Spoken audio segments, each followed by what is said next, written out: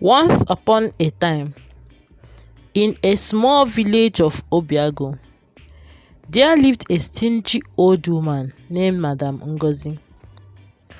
Madam Ngozi was a widow with only one child, Ikechukwu. Ikechukwu was living large in the city of Lagos, while his mother preferred staying in the village. Once he had invited her to join him in the city, but she had declined the offer. "For whom will I leave our coconut, bitter kola, breadfruit and palm fruit?" she asked. "Who will take care of all this?" "Mama, you can leave them with Uncle John and his wife," Ikechukwu suggested. "They will take care of them." Ngozi frowned at her son. "I will never leave my cash crops for your uncle and his stupid wife to spart." Ikechukwu was left with no choice but to build a mansion for her in the village to make her comfortable. He bought her a car and hired a driver to drive her to wherever she wishes to go. In addition, he hired 2 house help to assist her with house chores. But Ngozi was not happy. She prefers working rather than spending money on fuel. So she sacked the driver and also the house help, claiming she couldn't afford to waste money paying them, despite her son sending her a monthly allowance for her upkeep. At the end of every month, Madam Ngozi will make her way to the bank, withdraw her monthly allowance, tie it up in a leather pouch and hide it under her pillow. She hardly spent a dime on herself or on others. Whenever anyone seeks her assistance, she would always complain of the bad economy. Instead of filling her gas cylinder, she prefers to pick firewood from the nearby farms. She would rather fetch water from the stream than buy fuel to pump water from her well. One evening, Ikechukwu called. He was finally ready to settle down and begged his mother to help him find a good girl from their village. Madam Ngozi's eyes lit up with opportunities as she sensed a chance to exploit the vulnerable young women in the village. She knew that all the girls dreamed of marrying a man living in the city, and she was determined to use this to her advantage. "Don't worry, my dear. I will get you a perfect bride," she promised him. "But you must give me time. Don't rush me," she warned him. Ikechukwu chuckled. "You have all the time, Mama," he said. Without hesitation, Madam Ngozi embarked on her mission. She began spreading news throughout the village that her son was searching for a responsible, hardworking woman to take to the city. As she expected, the ladies of the village started flocking to her house, eager to catch Ikechukwu's eye. "My son will marry you," Madam Ngozi would tell each of them, fueling their hopes and dreams.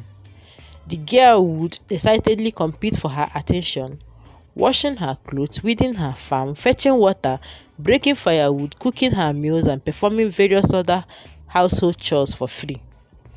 However, after each lady had completed their tasks, Madam Ngozi would find fault with them and dismiss them with a complaint. She would say things like, "You are too short, you are too tall, your lips are too full, your lips are too thin, your breasts are bigger than your buttocks, your head is too big, or your head is too small." She always seemed to find something to criticize, leaving the ladies' hearts broken and disappointed as they left her house. As the days went by, Madam Ngozi continued to exploit the young women, using her son's potential marriage as leverage to get them to do her biddings. She would assign them tasks only to reject them afterward.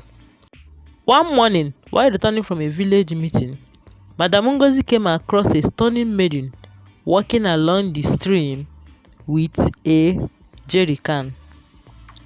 The lady's beauty was captivating, reminiscent of the morning dew. Ngozi wondered why she had never seen her before and felt intrigued. She approached the lady and asked, "Hello, may I know you?" "Good morning, ma. My name is Akwabata," the lady replied, her voice as lovely as her face.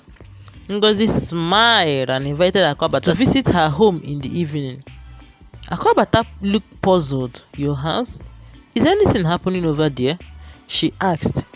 My son Ikechukwu lives in the city. He is very wealthy and searching for a wife, Ngozi bragged. Akobata's face lit up with a smile and she promised to visit. As soon as Ngozi arrived home, she called her son, exclaiming, "Guess what? I found a perfect wife for you." Ikechukwu was taken aback. "Ah, Mama, so soon? Did you not ask me to give you a long time?" he asked. "Yes, I did, but luckily I found her so soon," Ngozi exclaimed. Ikechukwu inquired about Akobata's family, but Ngozi admitted she didn't know much, promising to investigate further. That evening, Akobata visited as promised, and when she asked about her family, Akobata revealed that her parents had passed away and she lived alone by the riverside. Ngozi wasn't aware of anyone living by the riverside, but she wasn't concerned. She had grown fond of the beautiful maiden, and that's all that mattered. Before she left, Ngozi inquired about whom they were going to pay her bride price. "Don't worry about that. I have no family," Akobata replied.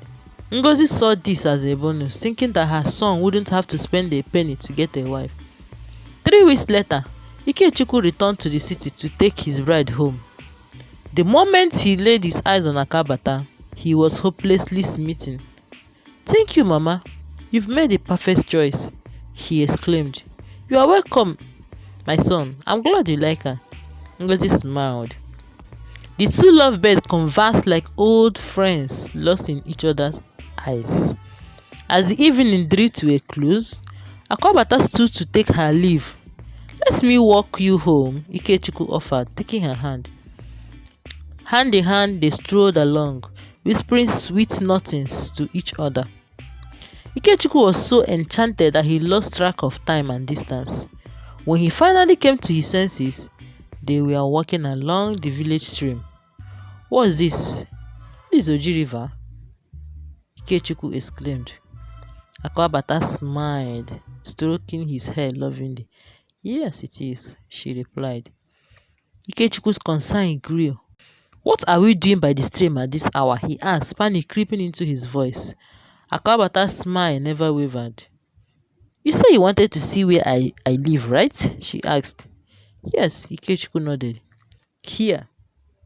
This is where my home is," Akobata said, nodding towards the waters. Despite his reservations, Ikechukwu trusted his mother's judgment and followed Akobata into the river. And that was the last time Madam Ngozi ever heard from her son. When he didn't return, Ngozi scoured the village, asking about Akobata and her supposed home by the riverside. But sadly, no one had ever heard of such a girl, nor had they seen any house by the riverside.